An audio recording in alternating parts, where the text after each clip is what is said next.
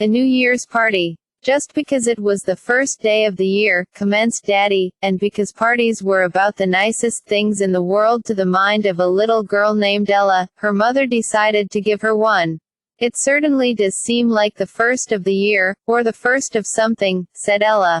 It's a new day, a new year, and we have new toys and new games. We are even going to have supper out of new dishes.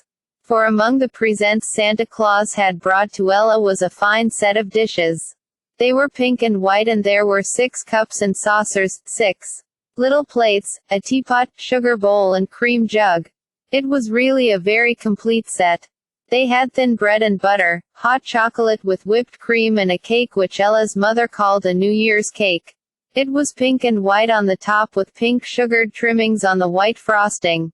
In the center of the cake was one pink candle, for Ella's mother said it would be quite impossible to have a candle for the number of years there had been, and 2, it would be nice to have a new way and just consider the year a day old. After the cake had been almost entirely eaten, they played house. Each little girl took a corner of the room as her house and fixed it up with some of Ella's things. They all had their own dolls and many of their other toys, so they really felt quite at home. Then they began calling on each other, dressing up in shawls and old hats which Ella's mother let them use.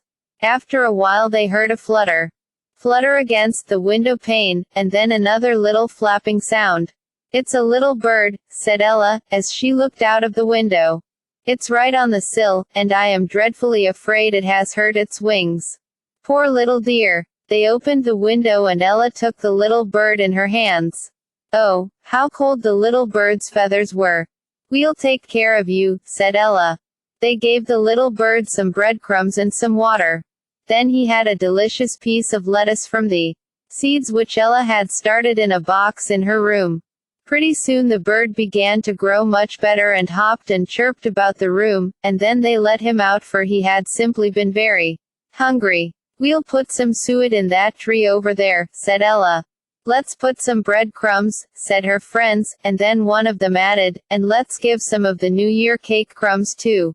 So the little bird was given a regular New Year's feast, and Ella and her friends were among other children who decided to look after the feathered people through the cold months of the winter and to give them breadcrumbs and suet which they loved so well.